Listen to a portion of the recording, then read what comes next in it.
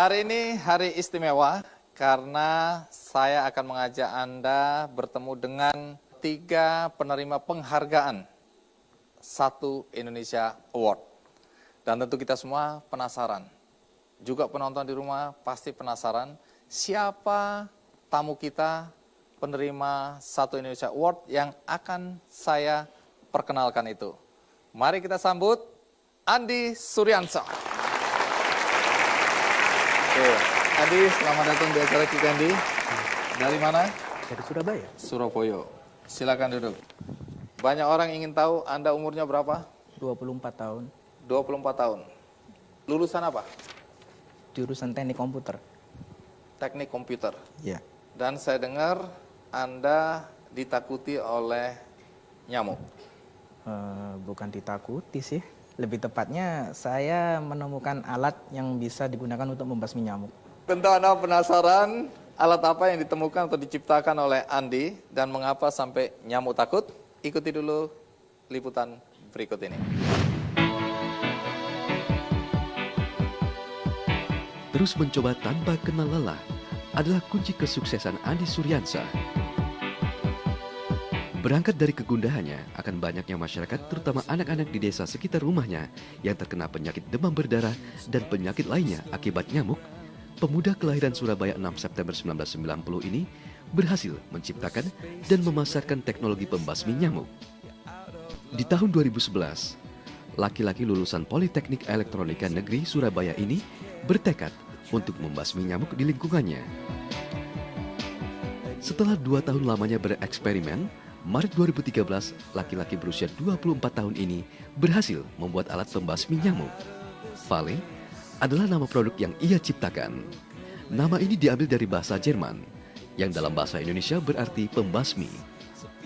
Alat dengan bentuk kotak yang terbuat dari kayu jati dan dilapisi kasa ini adalah produk handmade yang diciptakan dengan memadukan 2 teknologi, yaitu elektromagnetik dan ultraviolet.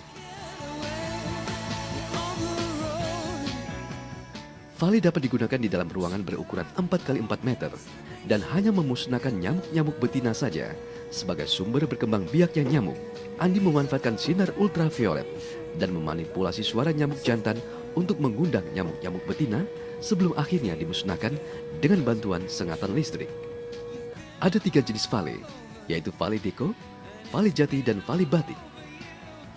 Untuk pembuatan desain produknya, Andi dibantu oleh temannya Ikhwan dengan mengusung tema Less Design, sehingga dapat menjadi aksesoris yang mempercantik ruang tidur. Selain itu, Vale diciptakan tanpa meninggalkan residu kimia, sehingga aman untuk digunakan. Dalam memasarkan Vale, Andi memanfaatkan sosial media dan pameran-pameran produk teknologi. Kini Vale semakin dikenal di masyarakat. Kedepannya laki-laki yang suka bereksperimen ini ingin membuat produk lainnya yang dapat bermanfaat bagi masyarakat.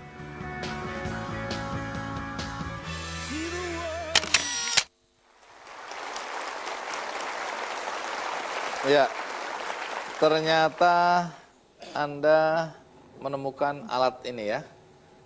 Jadi ini kenapa namanya Vale? Vale itu berasal dari bahasa Jerman yang artinya pembasmi atau perangkap. Ini dari apa sebenarnya? Bahan-bahannya dari apa? Boleh cerita sedikit? Ya. Sebelum nanti cerita fungsinya, tapi alat ini dari bahan apa saja? Jadi Vale ini berbahan dasarkan kayu, terutama limbah dari kayu jati. Lalu unsur lainnya apa? Kalau unsur lainnya di sini terdapat kasa yang terdiri dari 2 lapis. Ini kasa khusus atau bisa dibeli di mana aja? Kasa ini bisa didapatkan di toko-toko bahan bangunan. Oh, jadi bisa didapat di mana aja ya? Tidak dibuat khusus? Bukan. Baik, terus di dalamnya saya lihat ada lampu. Iya, memang ada lampunya. Lampu apa itu? Nah, di sini ini lampu UV. Anda bangga betul nyebut lampu ya. Apa hebatnya lampu ini? Nah, ini lampu yang jarang digunakan. Oh, lampu apa? Lampu ultraviolet. Untuk apa itu lampu? Kenapa lampu ultraviolet? Kenapa nggak lampu biasa? Lampu ultraviolet ini memiliki pancaran suhu atau panas yang sama dengan tubuh manusia. Nah, dari itu nyamuk tertarik untuk datang. Karena suhu badannya sama dengan manusia, nyamuk mau datang? Iya. Kalau lampu biasa kenapa? Lampu biasa itu suhunya jauh lebih panas daripada lampu UV atau dari suhu tubuh manusia sehingga nyamuk itu tidak mau datang. Oke, jadi bukan karena warnanya tapi karena suhunya. Iya. Nyamuk itu buta warna atau enggak sih? Sebagai temannya nyamuk kan harusnya Anda tahu. Cara melihat itu menggunakan panas dan juga daerah yang gelap. Fungsinya bagaimana fungsinya? Nah, kalau fungsinya di sini terdapat 2 tombol. Tombol yang sebelah kanan untuk mengaktifkan lampu UV dengan kasa. Yang kasa ini berfungsi sebagai kejut untuk nyamuknya nantinya. Kemudian tombol yang sebelah kiri digunakan untuk mengaktifkan dari gelombang audiosoniknya. Dari mana ide membuat alat ini ya? Nah, Kenapa kepikiran? itu berdasarkan pengalaman pribadi. Jadi dulu semasa saya masih kelas 4 SD itu saya pernah terkena demam berdarah. Dan waktu itu kondisi saya udah cukup parah. Dan bikin orang tua saya kebingungan dan lain sebagainya. Dan lagi saya waktu kuliah itu di jurusan teknik. Nah, kebiasaan saya sih waktu itu jarang tidur malam. Jadi lebih sering nongkrong ke warung gitu. Nah, dari sana itu warung tuh kan banyak tuh nyamuknya. Wah, enggak tahu saya. Jangan ngajak-ngajak saya dong. Nah, karena banyak nyamuknya itu, nah itu pemilik warung tuh punya semacam alat yang serupa tapi berbeda fungsi, yaitu untuk mengusir nyamuk. Mengusir nyamuk. Ya, Kan udah benar alat mengusir nyamuk. memang sudah benar, tapi kasihan tetangga sebelah. Kenapa tetangga sebelah? Karena nyamuknya pindah ke sebelah. Berarti kan tetangga sebelah kan harus memiliki alat yang serupa juga. Nyamuknya nanti pindah ke sebelah lagi, punya lagi, pindah sebelah lagi, punya lagi, gak ada selesainya dong. Kenapa Anda jadi ikut ngurusin? Emangnya Anda Pak RT? Oh, ini berempati dia ya. Jadi dia mikirin tetangga-tetangga yang lain juga ya. Iya. Lalu apa bedanya alat ini dengan alat pengusir nyamuk yang lain?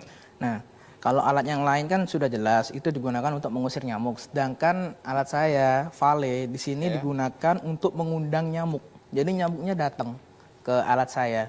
Kemudian perbedaannya dari sisi teknologi yang saya gunakan, kalau produk yang alat yang sejenis itu kan menggunakan lampu saja. Nah, di sini saya menambahkan gelombang audiosonik, yaitu gelombang yang menyerupai nyamuk jantan atau suara nyamuk jantan. Gelombang yang menyerupai suara nyamuk jantan. Iya, Supaya nyamuk betina datang. iya. Nah, ini menarik ini. Seandainya dalam dunia manusia begitu, alangkah bahagianya kita.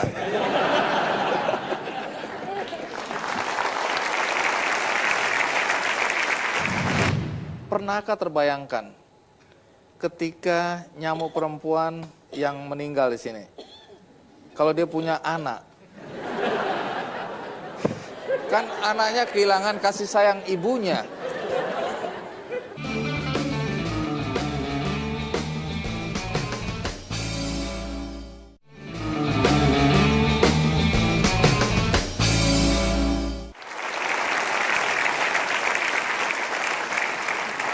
Andi, tadi kan Anda menjelaskan gara-gara pernah kena demam berdarah, kemudian melihat di lingkungan sekitar Anda banyak nyamuk, Anda menciptakan alat untuk mendatangkan nyamuk, Iya, kemudian dibasmi. iya, Bedanya dengan alat lain, yang lain itu mengusir nyamuk, iya. supaya pindah ke tetangga gitu kan.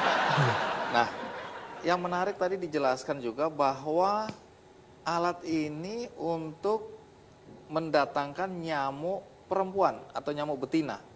Iya, betul. Oke, karena ada unsur suara yang Anda ciptakan mirip suara nyamuk jantan gitu ya. Iya. Dari mana Anda bisa tahu suara nyamuk jantan? Awal saya bikin percobaan untuk membuat alat yang digunakan untuk mengundang nyamuk itu, saya terinspirasi itu dari ini. Waktu kita tidur kan kita kadang-kadang dengar ya suara nyamuk itu berdengung di dekat telinga kita. Nah dari sana itu saya coba untuk cari literatur dengung nyamuk itu seperti apa sih. Nah jadi dari sana itu saya ngumpulkan beberapa literatur. Ternyata ketika nyamuk itu berdengung, dia itu tandanya siap kawin. Oh. Tunggu dulu. Ini yang laki atau yang perempuan?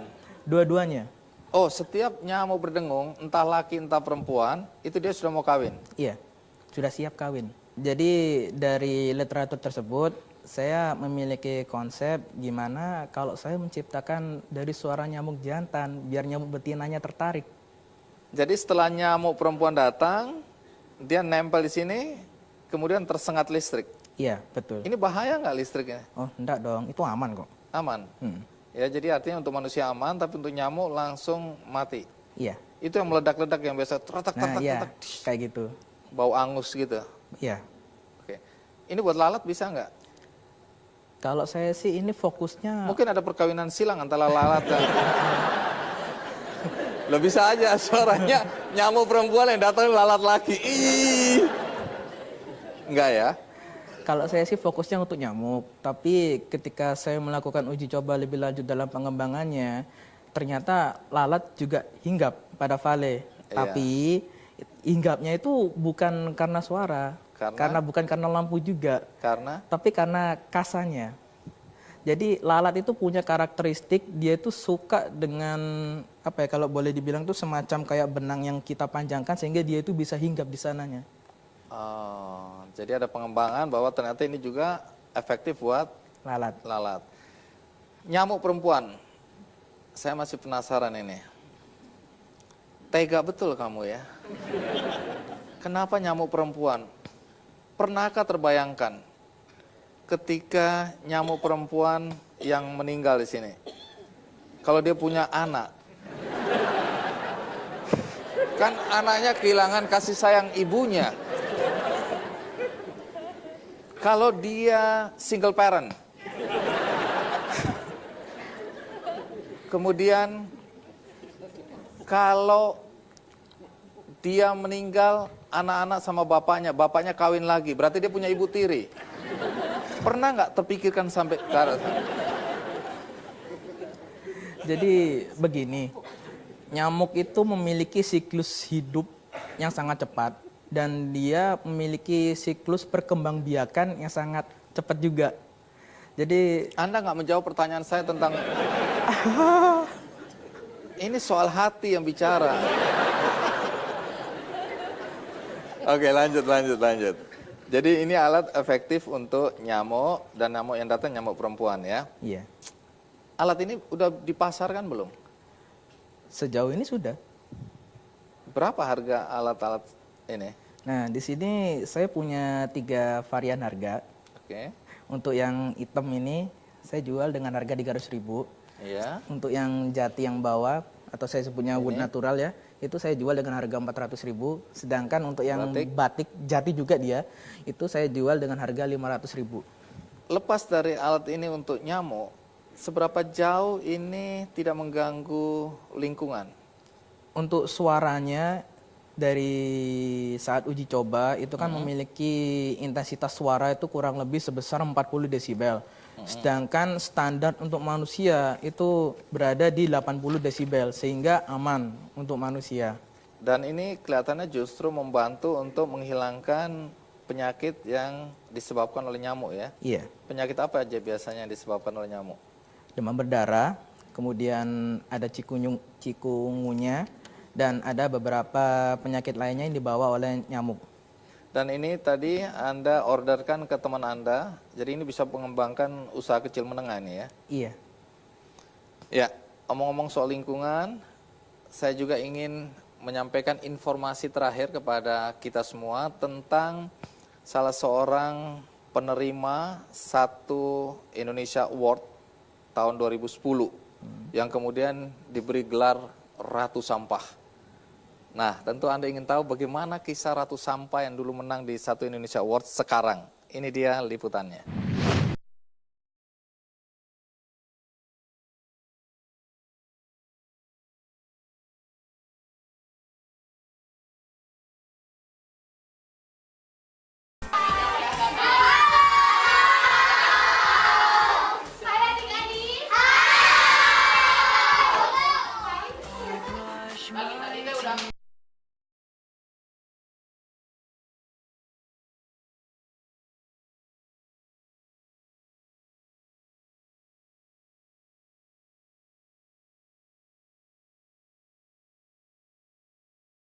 Sejak bersekolah di SMP 11 Bandung, ia memiliki kepedulian yang tinggi pada sampah dan membuat komunitas yang mengolah sampah di sekolah. Go to Zero Waste School. Saat ini Amelia, yang merupakan salah satu penerima Satu Indonesia Awards tahun 2010 ini, telah lulus SMA. Tapi bukan berarti ia selesai dengan urusan sampah. Di sekolahnya yang sekarang, ia menerapkan metode From Trash to Treasure, atau pengolahan limbah plastik dan limbah kain perca menjadi tas cantik, serta pengolahan sampah organik dengan metode kompos. Bersama dengan teman-temannya, mereka juga masih aktif di komunitas Bandung Bercerita, yaitu kegiatan mengajarkan anak-anak SD untuk peduli terhadap sampah-sampah di Bandung. Dengan menerapkan metode yang menarik, seperti kelas musik, kelas drama, kelas menggambar, dan berbagai kelas lainnya.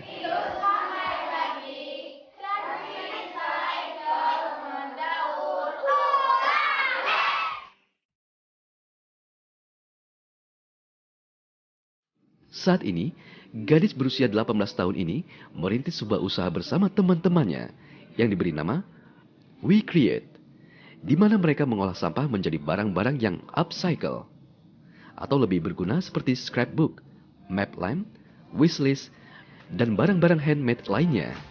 Kreatif, jadi namanya Wiratif Muda. Kenapa harus anak muda? Karena kan anak muda tuh lagi semangat-semangatnya nih, kita lagi dalam kegiatan yang lain gitu. Tujuannya adalah memupuk anak-anak remaja ini untuk mau berbuat. Karena kan ada pepatah mengatakan 1 orang wirausahawan 1000 pekerjanya gitu. Kita pengen membuat Indonesia lebih banyak wirausahawan yang kreatif-kreatif juga. Sosialisasinya kemarin kita udah ada di Sinabung, di Medan, ke anak-anak sekaligus penanganan psikososial di Sinabung, Medan sana. Mengajar anak-anak dari SMP dan SMA juga ada di sana. Buat kita semua, anak muda Indonesia, jangan galau-galau terus-terusan, karena masih banyak permasalahan Indonesia yang harus diselesaikan. Banyak cara, banyak upaya, dan banyak semangat yang bisa kita tanamkan.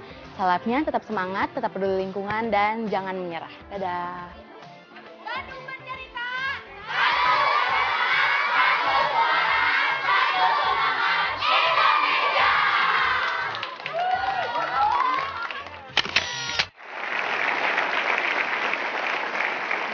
Itu tadi aktivitas Amelia Agustin, Ratu Sampah yang pernah mendapatkan penghargaan Satu Indonesia Awards juga.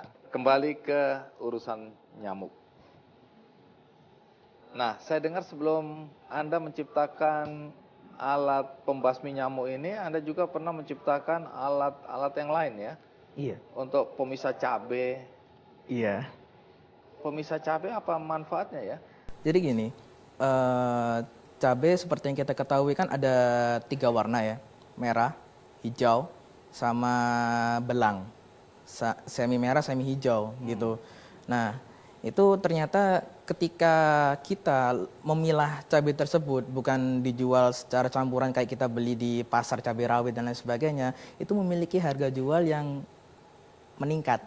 Nah, di sini saya coba membantu teman-teman petani cabai terutama. Nah, itu saya buatkan satu alat yang semacam itu dan ya alhamdulillah alat tersebut dipakai sama teman-teman petani. Memisahkan cabai warna hijau, merah, dan belang. Iya. Emang bisa alat itu bekerja seperti itu? Bisa. Kan sesuai dengan jurusan saya sih.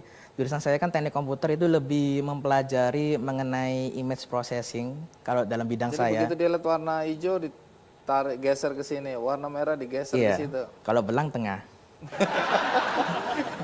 Iya, ini tapi sudah dipasarkan. Waktu itu sih saya tidak ada niatan untuk menjual, hanya membantu teman-teman aja. Oh, jadi tidak dijual. Tidak. Jadi bikinnya hanya sekali terus saya serahkan ke teman-teman. Alat apa aja yang pernah Anda buat? Lebih ke otomasi industri sih. Kalau alatnya sih ya seperti tadi ya, mixer, filler, terus. Kita kreatif juga ya, berinovasi terus ini ya. Pernah dapat penghargaan apa aja? Satu Indonesia Award. Ngomong-ngomong, mimpi Anda ke depan apa? Kalau mimpi saya sih, saya pengen mengembangkan lebih lanjut mengenai alat saya yang saat ini. Kalau alat saya saat ini masih menggunakan colokan listrik, kedepannya saya pengen portable.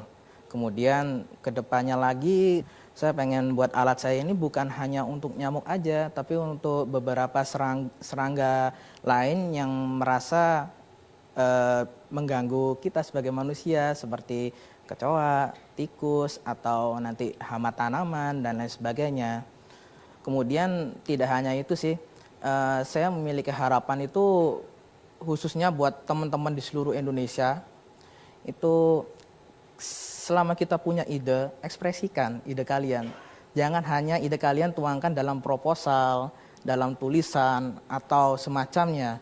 Kemudian buat teman-teman yang mahasiswa atau mahasiswi, jangan hanya berkutat di dalam lab. Keluar kepada lapangan, lihat masalahnya di masyarakat itu seperti apa. Dari sana kalian akan mengerti bahwa teknologi itu tidak dibutuhkan teknologi yang sangat-sangat tinggi sekali di masyarakat. Tapi justru sangat sederhana itu dibutuhkan dan itu sangat berguna buat masyarakat Indonesia terutama.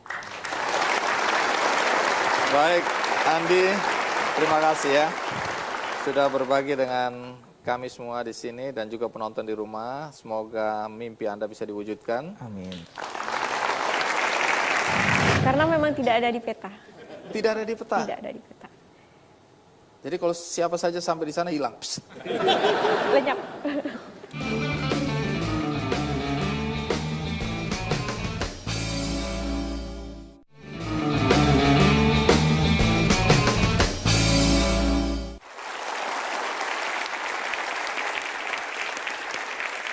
Umur 22 tahun, dia ditugaskan ke desa terpencil. Di sana dia harus berhadapan dengan para dukun.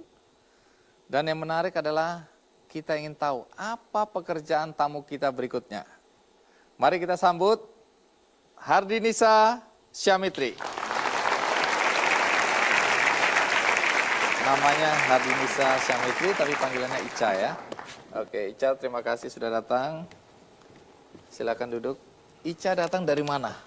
Dari Padang, Padang, Sumatera Barat. Sumatera Barat.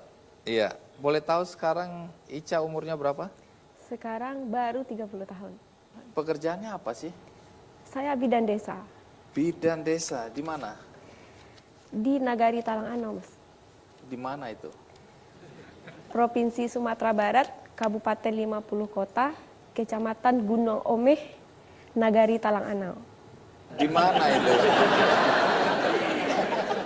Kalau Kota besar terdekat apa yang dikenal luas? mungkin Kota Payakumbuh. Payakumbuh. Iya. Oh, baru saya mengerti. Karena memang tidak ada di peta. Tidak ada di peta. Tidak ada di peta. Jadi kalau siapa saja sampai di sana hilang. Psst. Lenyap. Katanya Ica pernah ditugaskan ke daerah terpencil. Iya. Di mana itu? Awal saya ditugaskan itu tahun 2006 di Jorong Luak Bega namanya. Lebih jauh lagi dari tempat tinggal Ica sekarang? Iya, lebih jauh lagi. Bayangkan, yang ini aja udah nggak ada di peta. Yang itu apalagi? Apalagi. Tapi betul umur waktu itu masih 22 tahun? Iya, 22 tahun. Menarik, karena nanti kita tanya bagaimana reaksi keluarga ketika Ica ditugaskan ke sana dan bagaimana Ica mempersiapkan diri untuk sampai ke sebuah desa yang terpencil. Tapi sebelum itu, mari kita simak liputannya berikut ini.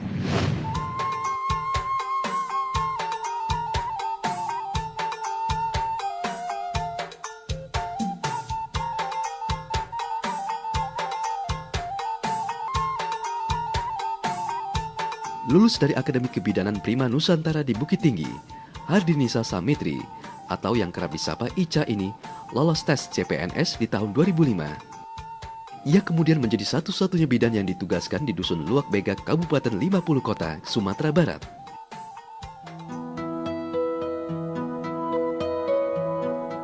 Ica yang saat itu masih berusia 22 tahun ditempatkan di sebuah desa terpencil tanpa listrik dan akses transportasi yang sangat sulit dengan kondisi jalan masih tanah dan bebatuan.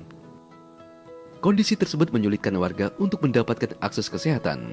Warga yang sakit atau ingin melakukan persalinan pun mengandalkan dukun dan pengobatan tradisional.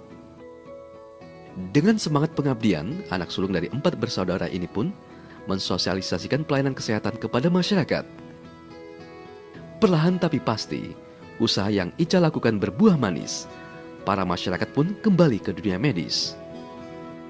Tidak hanya itu, di Nagari Talang Anau, yang sebagian wilayahnya terletak di perbukitan batu, Ica kemudian membentuk sebuah perkumpulan lansia yang diberi nama Seroja, Sehat Rohani Jasmani.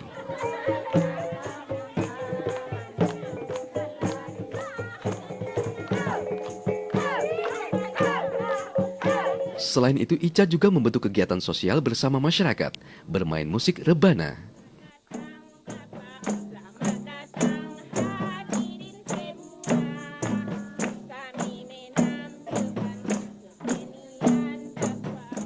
Tidak hanya berhenti pada sosialisasi kesehatan saja, mata pencarian masyarakat Luak Begak yang sebagian besar adalah petani gula aren tidak luput dari perhatian Ica. Ia sering menyambangi petani aren untuk membantu mensosialisasikan tingkat kebersihan produksi gula aren. Apa yang Ica lakukan membuahkan hasil dengan meningkatnya penjualan gula aren di daerah tersebut.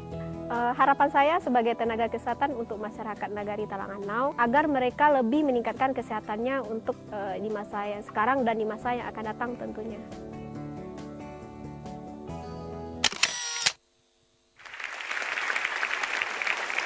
Nah, Ica, coba cerita bagaimana sampai dalam usia 22 tahun Ica ditugaskan ke dusun Luak Bega. Iya. Awalnya sih waktu saya tamat kuliah, saya pengennya jadi dosen. Kemudian waktu itu ada pembukaan CPNS, saya ikut dan alhamdulillah lolos. Dan ternyata langsung ditempatkan di Jorong Luak Bega. Reaksi Ica waktu ditempatkan di sana gimana? Saya sama sekali tidak percaya akan ditugaskan di tempat yang seperti Kenapa itu. tidak percaya? Yang pertama sekali waktu awal saya memasuki Nagari Talanganau, Luak Bega, itu akses jalannya sangat jelek. Belum Seperti ada apa itu? aspal. Belum ada aspal. Kemudian listrik juga tidak ada. Kemudian alat transportasi juga tidak ada. Kemudian sarana telekomunikasi seperti sinyal HP juga tidak ada. Transportasi tidak ada, lalu naik apa masuk ke sana? Waktu pertama kali saya ke sana diantar sama orang tua saya. Kemudian kalau saya mau akses keluar, biasanya saya cari orang buat ngantar keluar. Naik apa? Naik ojek. Oh, ada ojek di situ ya? Sebenarnya ojek tidak ada. Cuman karena saya butuh, ya terpaksa orang yang punya motor saya Jadikan tukang ojek. jadikan Iya, tukang ojek. Kreatif ini, kreatif. Iya. Reaksi orang tua bagaimana? Kan orang tua mengantar dan melihat kondisi dan situasi di desa itu. Apa reaksi orang tua waktu itu? Mungkin tidak jauh berbeda dengan saya. Mereka juga merasa sedih ya, apalagi saya anak perempuan, anak pertama, kemudian ditempatkan di daerah seperti itu. Gitu. Dan mereka, sebenarnya ibu saya waktu itu sempat menangis ya. Bagaimana caranya kalau saya mau ketemu kamu itu bagaimana katanya? Karena tidak ada mobil, kendaraan umum. Kemudian kalau buat komunikasi juga tidak ada sinyal. Kemudian listrik juga tidak ada dan semuanya serba terbatas. Tapi kok Ica tetap mengabdi di sana? Kan bisa kemudian mundur, nggak jadi deh. Kenapa masih tetap ngotot mau di Mungkin sana? karena panggilan jiwa kali ya. Ada berapa bidan di sana? Saya sendiri, Sendirian. sendirian. Berapa banyak penduduk di sana? Sekitar 500-an 500 penduduk. untuk satu jorong Luak Bega. Oke. Pekerjaan atau mata pencarian masyarakat di sana apa? Selain petani, petani ke sawah, 90% itu adalah petani gula aren.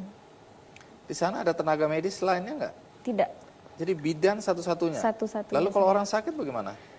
Kalau sebelum saya di sana, mereka sama dukun. Katanya ada beberapa dukun di sana dan masyarakat tidak terlalu menganggap kehadiran seorang bidan pada awal mulanya. Betul. Ya. Tapi gara-gara ada satu anak yang lahir dan tidak menangis, sejak itu bidan mulai dipercaya oleh masyarakat. Iya. Nah, apa yang terjadi jangan cerita dulu, karena kita rehat sejenak, ikuti terus Kick Andy. Dari pohon langsung dimasukin ke kuali gitu. Langsung dimasak, diaduk. Jadi kalau sudah dicetak, kalau sudah jadi, ternyata di dalamnya ada kayak mumi jadinya. Enak-enak, Tumbang, jadi kriuk-kriuk.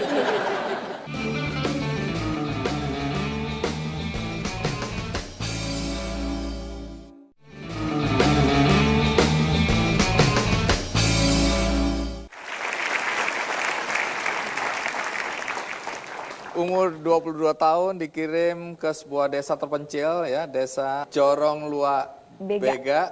Ya, di sana tidak ada listrik, akses untuk masuk sulit, ya, tidak ada kendaraan selain sepeda motor. Dan kemudian yang juga mungkin menakutkan untuk anak seusia Ica waktu itu adalah di sana orang lebih percaya dukun. Iya. Kemudian dukun dan masyarakat tidak terlalu menghargai kehadiran seorang bidan. Iya. Sampai kemudian ada seorang bayi lahir dan tidak menangis. Sejak itu bidan dihargai. Apa yang terjadi waktu itu? Sebenarnya ya seperti yang dibilang sebelumnya, sebenarnya mungkin kehadiran saya di situ tidak begitu dibutuhkan. Karena sebelum ada saya, mereka sudah punya dukun, dan apabila ada yang melahirkan atau yang sakit, mereka bisa ke dukun. Jadi ketika saya datang dengan seperti yang dibilang tadi umur 22 tahun, mungkin mereka kecil mengatakan, ini ya. Apa sih gitu. Tapi ya itu tadi, saya berusaha untuk mendekati mereka. Kalau sebenarnya saya bisa berguna untuk mereka itu. Dan alhamdulillah waktu pertama kali saya menolong orang bersalin, kebetulan anak dari dukun. Oh. Ini menarik ini. Jadi anak dari dukun yang ditolong. Iya. Dan dukunnya waktu itu di tempat saya juga protes. Dia marah sama anaknya, kenapa harus dibawa ke sini? Kenapa tidak di rumah dengan saya? Gitu. Terus? Mungkin Tuhan menunjukkan pas dia lahir anaknya tidak menangis, dukunnya ketakutan, si ibunya juga ketakutan. Alhamdulillah saya bisa membantu anaknya dan alhamdulillah sampai sekarang masih sehat.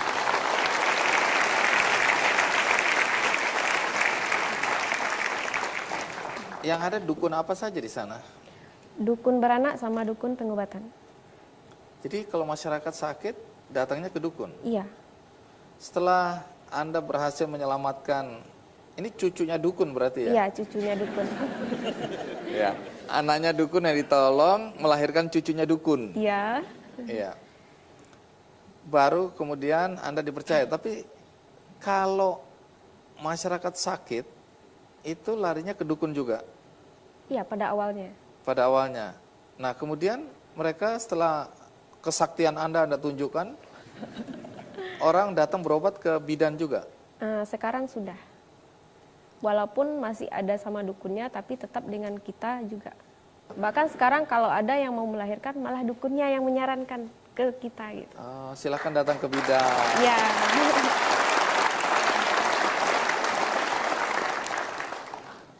Bukan cuma ngurusin kelahiran bayi, tapi kesehatan masyarakat di sana juga menjadi urusan Ica waktu itu ya. Dan menariknya Ica juga terlibat untuk meningkatkan kualitas produk gula aren mereka. Iya. Emang zaman dulu sebelum Ica datang gula arennya seperti apa? Kalau sebelum saya ke sana, mungkin ya pada awal saya ke sana kok kelihatannya kotor gitu. Kotornya seperti apa? Kotornya begini, itu gula aren itu kan langsung diambil dari pohon, pakai bambu. Jadi dari pagi dia manjat pohon aren, kemudian sorenya diambil. Jadi itu tidak ditutup. Jadi seperti serangga, nyamuk, segala macam itu masuk. Nyamuk. Iya. Saya sudah tahu cara mengusirnya. Panggil namanya Andi Suryansyah. Taruh alat itu di atas pohon kelapa. Oke, jadi situasinya memang waktu itu kumbang, nyamuk, bahkan itu masuk menjadi satu. Iya. Terus sama penduduk nggak ada? Nggak ada, iya. Nggak ada Kemudian upaya. dari pohon langsung dimasukin ke kuali gitu. Langsung dimasak, diaduk. Jadi kalau sudah dicetak, kalau sudah jadi, ternyata di dalamnya ada kayak mumi jadinya. Ada semutnya, ada Kan kumbangnya. enak, jadi kriuk. Oke, jadi dari situ setelah Ica lihat, Ica bagaimana pendekatannya untuk meningkatkan kualitasnya apa? Apa yang Ica sarankan? Waktu itu saya menyarankan bagaimana kalau seandainya gula aren yang diproses ini lebih bersih lagi. Saya yakin kalau ini lebih bersih, harga jualnya juga lebih bagus. Dan ternyata memang secara tidak langsung harga jualnya juga lebih bagus daripada yang tidak disaring. Tadi saya lihat urusan lansia, joget-joget apa segala macam. Tujuannya apa itu? Iya, itu sebenarnya awal pembentukan lansia. Di situ kan budaya masih kuat ya. Mereka lebih percaya apa yang dikatakan dengan orang tua. Kemudian saya berpikir kayak gini, bagaimana kalau seandainya saya bisa membawa lansia, otomatis saya bisa membawa anggota keluarga yang lain. Karena di rumah itu kan kalau ada lansia pasti ada suami, ada anak, ada menantu dan cucu. Jadi biasanya karena di situ budaya sangat tinggi, jadi apa kata orang tua mereka nurut. Jadi kalau orang tuanya bisa saya yakinkan, otomatis orang tuanya juga bisa meyakinkan anggota keluarga yang lain. Saya dengar melalui orang-orang lanjut usia ini, pemahaman tentang posyandu disampaikan ya. Iya, pemahaman. Hidup sehat, posyandu, segala macam. kegiatan. Dan dari situ mereka menginformasikan kepada Anggota keluarga yang lain. dan mendorong anggota keluarga untuk Iya. Satu lagi biasanya kan kalau orang tua lansia mereka itu kalau nggak sakit nggak berobat.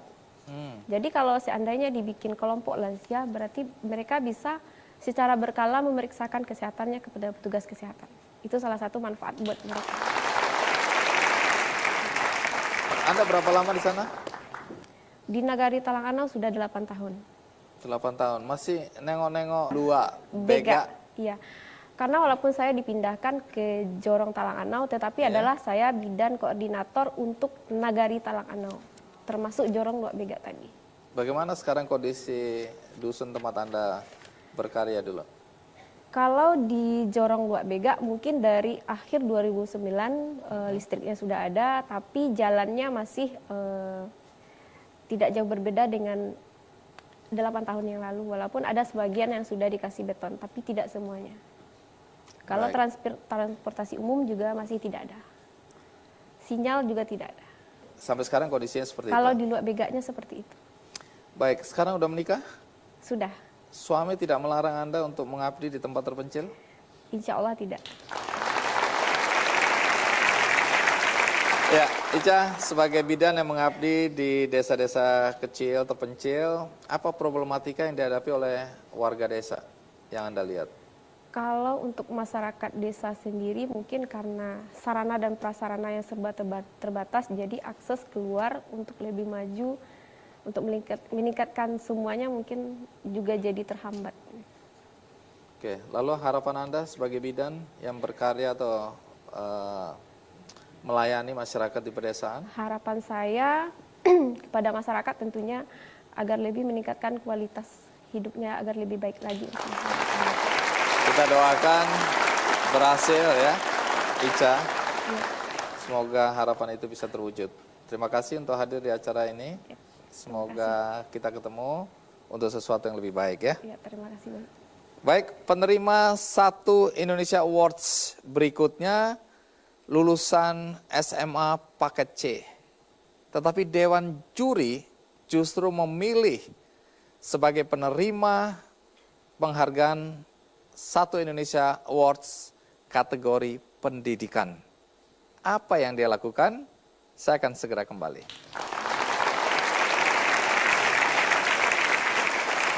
Kewajiban kita bukan menuntut ilmu. Karena apa? Karena ilmu itu kan tidak salah untuk dituntut.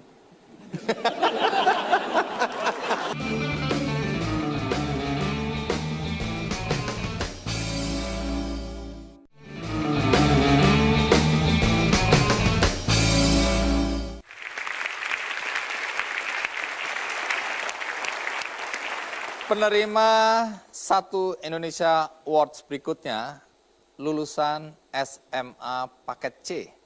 Tetapi Dewan Juri justru memilih dia untuk kategori pendidikan. Apa yang dia lakukan? Mari kita sambut Marwan Hakim. Ini dia wajah sumringah dari penerima 1 Indonesia Award Marwan Hakim. Selamat datang. Selamat. Mas Marwan, silakan duduk. Boleh tahu Anda berasal dari mana? Dari Nusa Tenggara Barat, Tepatnya di desa apa? Aik Prapa. Menarik karena walau lulusan SMA paket C, tapi Anda kan mendapat penghargaan kategori pendidikan. Nah, tentu kita semua ingin tahu apa yang dilakukan oleh Mas Marwan sehingga Dewan Juri ya memilih Anda atau menganggap Anda layak untuk mendapatkan penghargaan Satu Indonesia Award untuk kategori pendidikan. Sebelum itu mari kita simak liputan berikut ini.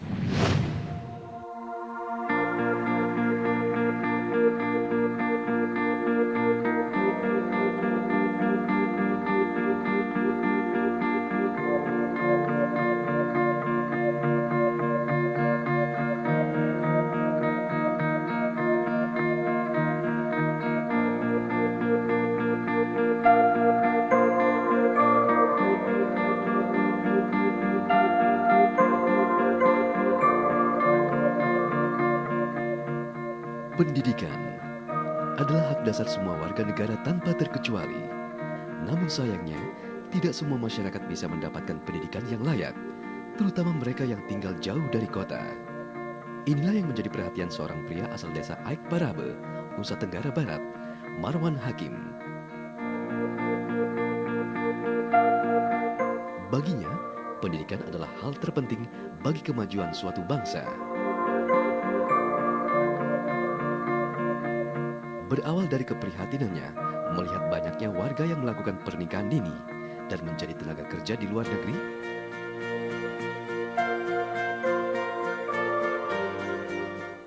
Marwan, yang biasa dipanggil Ustadz oleh warganya, melakukan segala cara agar anak-anak di desanya tidak tertinggal dari segi pendidikan dari anak-anak di kota besar. Membangun lembaga pendidikan itu bukan hanya tanggung jawab pemerintah, tapi tanggung jawab kita bersama. Ketika kita sudah memiliki prinsip yang sama, insya Allah keinginan kita kuat. Dan kita berbuat tanpa harus mengharapkan ini dan itu. Artinya tantangan terberatnya membangun pola pikir, merubah pola pikir masyarakat, merubah pola pikir atau mental anak, ya, menjadi dulunya mental bodoh, mental pinggiran. Nah ini yang kita rubah. Kemudian guru juga kita rubah. Bahwa bukan hanya guru yang sudah mendapat pengakuan dari negara alias guru negeri itu aja yang bisa berbuat. Kami juga yang honornya hanya masih ribuan itu juga bisa menciptakan kader-kader atau generasi yang hebat.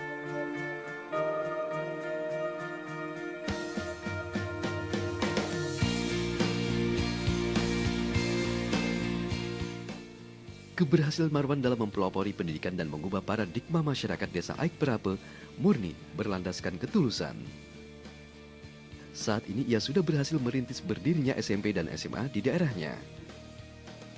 Marwan yang dulunya sempat kecewa karena tidak bisa melanjutkan pendidikan, merasakan kepuasan ketika melihat anak didiknya berhasil lulus hingga SMA. Marwan bertekad akan terus berjuang demi melahirkan generasi bangsa yang cerdas, demi Indonesia yang lebih baik. Pendidikan itu penting.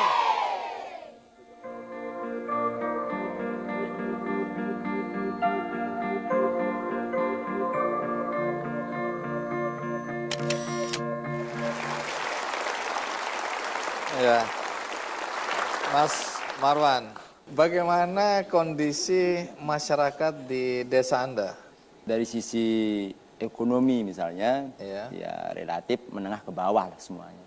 Rata-rata seperti itu. Kemudian pendidikan, 70%-nya ya tidak tamat SD. Di sana ada listrik nggak sih? Waktu saya mulai nggak ada. Di situ baru 1 tahun listrik masuk. Oh, kalau air? Air juga sama, Jadi air dan listrik sulit di tempat Anda? sulit. Saya dengar Anda sendiri nyaris tidak bisa melanjutkan setelah tamat SD ya? Betul. Kenapa begitu? Ya faktor tadi, pertama adalah mental masyarakat di situlah, termasuklah orang tua kita, bahwa kalau pendidikan umum itu ya yang formal itu ya dianggap nomor sekian lah. Itulah tradisi di desa Aik Parabe itu. Dan itu berlaku juga atau terjadi pula pada anak-anak yang lain? Iya, saya kan miniatur dari budaya dulu. Contoh misalnya pendidikan putus, kemudian apa? Kawin dini termasuk. Nah, apa yang membuat Anda semangat belajar atau semangat untuk terus mengenyam pendidikan? Kita kan apa? Pertama kali perintah Tuhan itu kan belajar, harus bisa dulu. Mungkin kita semua punya inspirasi. Kita punya tokoh inspiratif maksud saya. Semua kita punya tokoh inspiratif. Tokoh inspiratif Anda siapa? Ya, Nabi Muhammad. Dan kita wajib belajar sebenarnya. Bukan menuntut ilmu. Kewajiban kita bukan menuntut ilmu. Karena apa? Karena ilmu itu kan tidak salah untuk dituntut.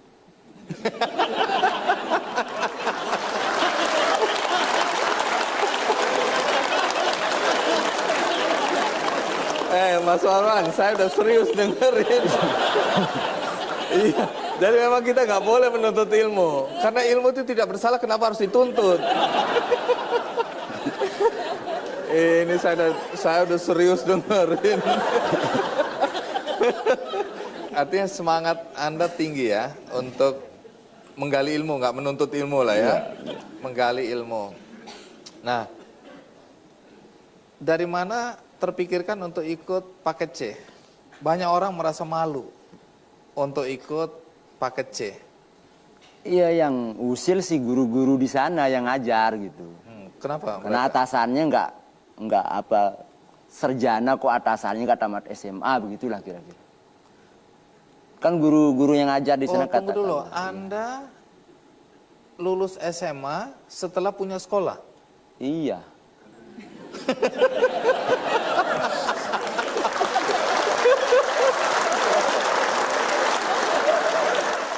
Saya baru mau tanya, bagaimana ceritanya sampai Anda bikin sekolah?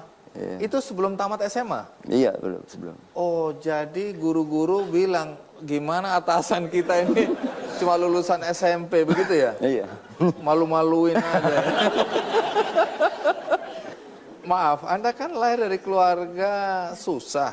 Iya. Sekolah aja udah susah. Iya. Dari mana bisa bikin sekolah? Uangnya dari mana? Ya kalau kita berbicara, kalau uangnya yang nomor satu yang akan jadi sesuatu itu. Oke, jadi nomor satu apa? Niat. Niat itu, kemauan kita sebenarnya. Artinya apa? Kalau saya bahasakan itu rukun ya. Rukun itu kan sekolah itu 3. Pertama adalah ada siswa. Kemudian yang kedua ada tempat. Wong kita banyak yang berubah kan persepsinya sekarang bahwa sekolah itu sama dengan gedung misalnya, tempat. Padahal tidak. Sekolah itu sama dengan belajar kan begitu. Dimanapun. Ya? Dimanapun. Ketiga. Yang ketiga ada stakeholder, ada masyarakat. Wah, stakeholder.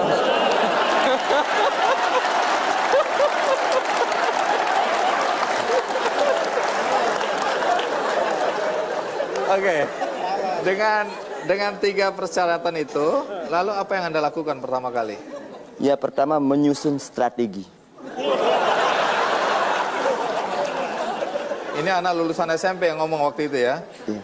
Oke, strategi apa yang Anda atur waktu itu? Filosofi menangkap Indo ayam. Tenang. Penting ini. Gimana, Indo ayam itu gimana ceritanya?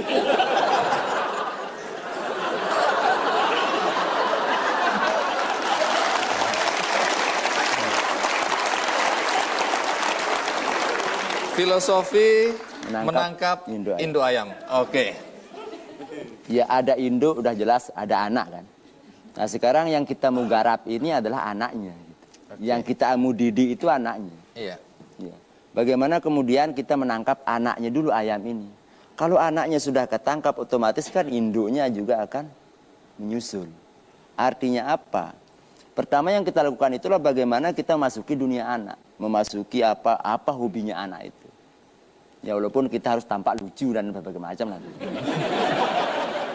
Yang penting sih. Ini sudah dipraktekkan dari tadi. Iya. Ya kemudian apa? Artinya apa? Kalau anak sudah kepingin, gitu. Kalau kepingin, yang namanya tangis anak itu kan pasti dibayar sama orang tua. Nah itulah yang kita lakukan dulu. Jadi ketika anak sudah ingin sekolah, pasti orang tua akan mendukung. Iya terpaksa mau nggak mau ya harus mendukung begitu. Karena apa? Karena dia sayang anak. Walaupun dia sendiri nggak ngerti apa itu pendidikan waktu itu. Oke. Sesudah anak-anak tertarik untuk sekolah, Lalu Anda pertama belajarnya di mana? Gedungnya, katakanlah nggak punya gedung tadi, belajar di mana? Saya punya surau dulu yang ditinggalkan sama kakek saya. Saya punya surau yang ukurannya 6 kali 2,5 meter. Disitulah kemudian 6 saya kali 2,5 meter. Iya. Embrionya sekolahnya di situ.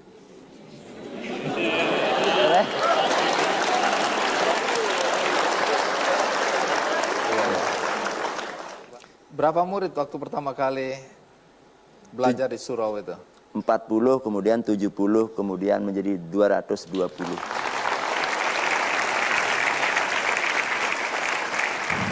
Ivan beruntung dapat apa Pak Pri? Wah.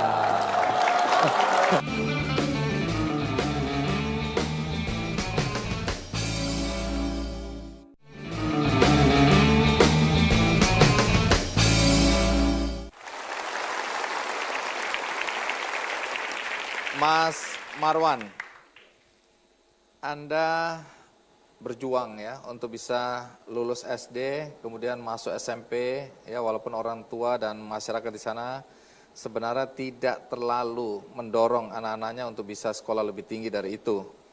Nah, Anda kemudian bahkan walaupun lulus SMP itu nekat atau betul-betul berniat untuk mengabdi pada pendidikan dengan mendirikan sekolah. Nah, belakangan karena guru-gurunya rata-rata sarjana, Anda didorong juga untuk mengambil ijazah SMA walaupun melalui paket C. Dan Anda lakukan itu. Jadi perjuangan yang panjang, tapi menginspirasi banyak orang, saya yakin bagaimana Anda terus berjuang untuk mendapatkan pendidikan yang lebih baik. Boleh tahu nilai-nilai apa sebenarnya yang Anda ajarkan di sekolah Anda itu? Memelihara, melestarikan tradisi-tradisi lokal. Artinya kita ingin mencetak generasi di situ tetap menjadi anak Iprapa, generasi kita tetap menjadi anak Iprapa, tapi kemampuannya yang global lagi. Sekolah lokal tetapi wawasan global, kira-kira begitu.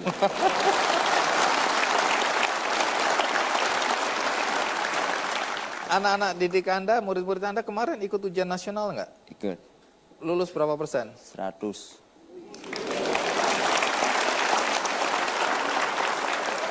Kalau boleh tahu, sesudah ada sekolah di desa Anda, perubahan apa yang nyata terlihat dari masyarakat dan anak-anak di sana? Pastabikul khairat lah kalau bahasa agamanya. Berlomba-lomba dalam kebaikan. Hampir semua sekarang mendukung anaknya untuk sekolah.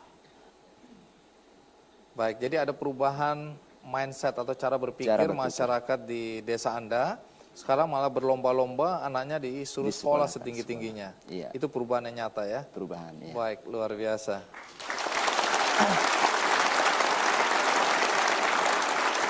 Apa harapan Anda ke depan bagi anak-anak di kampung Anda dalam hal pendidikan maupun mungkin di wilayah Nusa Tenggara Barat? Apa yang Anda harapkan? Mudah-mudahan Riyadul Falah yang sekarang sudah berbentuk pondok lah, karena di situ juga ada panti asuhan gitu, ya. Bisa menjawab kebutuhan sosial masyarakat di situ, pendidikannya, kemudian ekonominya. Itu yang kami harapkan, dan bisa juga dicontoh mungkin sama generasi-generasi muda lain yang banyak juga sih di daerah Lombok yang masih terisolir gitu. Baik, terima kasih Pak Marwan.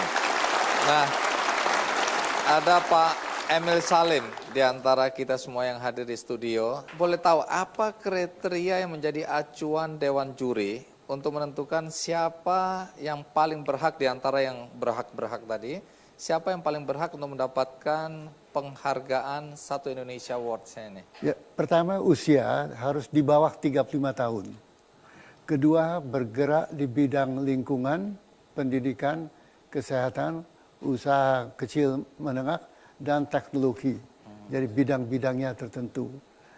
Kemudian kriteria utama adalah apa usaha mereka itu dari diri sendiri, orisinil, seperti saudara Andi tadi tentang nyamuk, dan apakah dilakukan dipaksa mencari keuntungan ataukah dari dalam sendiri, seperti Bung Marwan ada sesuatu dari dalam dirinya membakar dia untuk bekerja. Ica tadi juga ada sesuatu dalam dirinya. Jadi ada keikhlasan untuk berjuang dan tidak memilih tempat. Mereka itu tinggal, si Ica itu tinggal di Jorong, yaitu lebih kecil dari desa. Dan Bung Marwan, Lombok Timur, yang jalannya tidak ada. Hanya bisa dengan sepeda motor. Namun Tok menjalankan tugasnya mendidik masyarakat tanpa pamrih.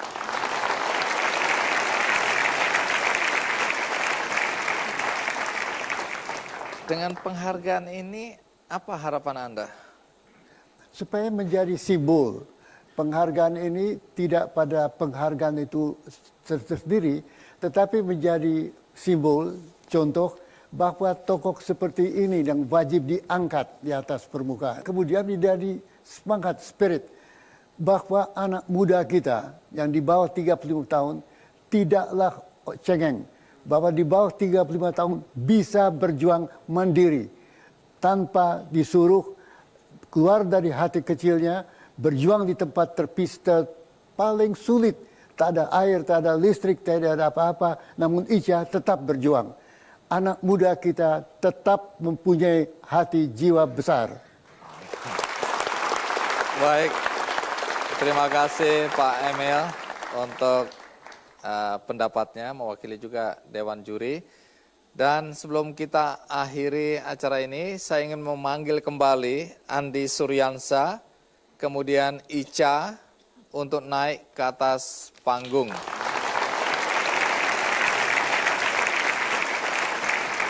Saya mengundang Pak Priyono, Presiden Direktur Astra International Tbk, untuk hadir ke sini. Pak Pri, sebelum saya dengar Anda mau memberikan juga apresiasi pada mereka, tapi sebelum itu boleh tahu ini penghargaan Satu Indonesia Awards yang keberapa sih? Ini adalah yang kelima, jadi kami mulai dari 2010 dan kalau lihat dari pesertanya itu dari mulai 120 dan tahun terakhir waktu mereka ini mengikuti Satu Indonesia Awards 2013 ini sudah 1.600 dan kami berharap akan selalu bertambah. Untuk akan datang, ini peluang dibuka kembali kapan, Ed? Sudah dari 5 Maret kemarin dan akan ditutup 5 Agustus. Mudah-mudahan kalau tahun lalu 1.600 mudah-mudahan bisa jauh lebih baik pesertanya.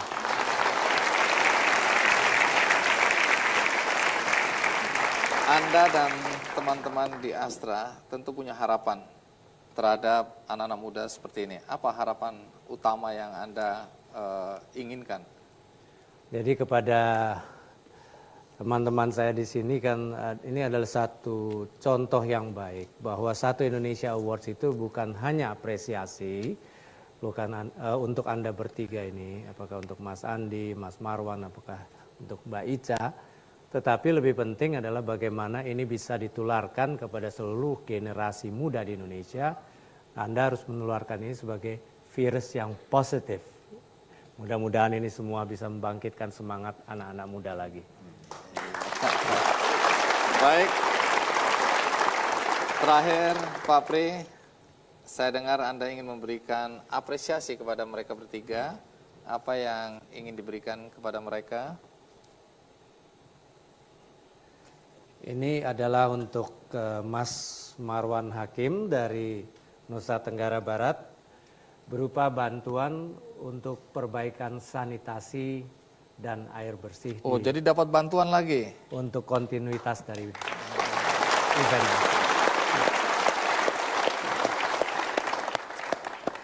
Untuk Mas Andi ini adalah dana riset.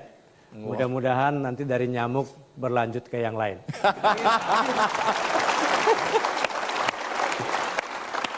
Dan untuk Mbak Ica ini adalah peralatan medis. Moga-moga bisa lebih baik di desa Anda. Terima kasih. Baik, terima kasih untuk 3 penerima apresiasi dari Astra International Tbk. bisa kembali ke tempat, tapi Pak Pri saya tahan dulu. Saya dengar hari ini Anda juga ingin memberikan apresiasi kepada penonton yang ada di studio. Pak Pri ambil satu nama yang sudah masuk di tempat ini. Yang beruntung adalah saudara Ivan. Ivan. Iya, Ivan. Ivan beruntung dapat apa Pak Pri? Wah.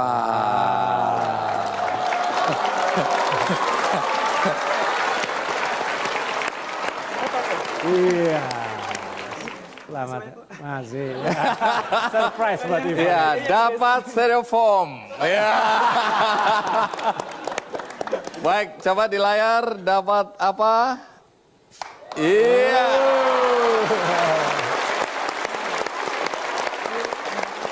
Ivan beruntung mendapatkan satu sepeda motor Honda Scoopy. Scoopy. Iya. Sebagaimana biasa, saya ingin juga berbagi satu buku bagus untuk Anda semua, dan bukunya adalah The Wisdom. Dan ini akan menjadi milik Anda satu-satu.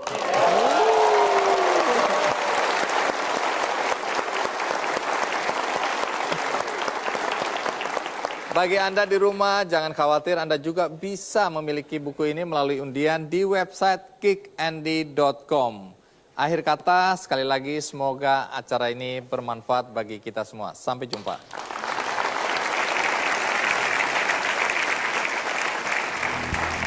Di sini rumah kita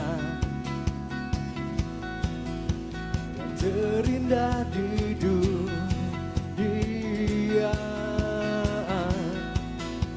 Oh, tanah yang merdeka, negeri Indonesia. Karena ku tahu di sini ada cinta yang kan ku jaga selamanya, selamanya.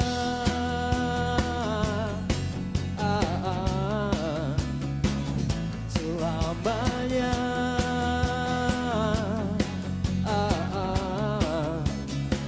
Untuk wujudkan mimpi kita, dengan janjiku bertekad selamanya.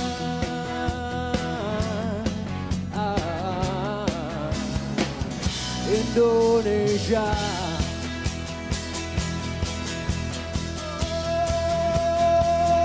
Oh, kita adalah sayap-sayap sang Garuda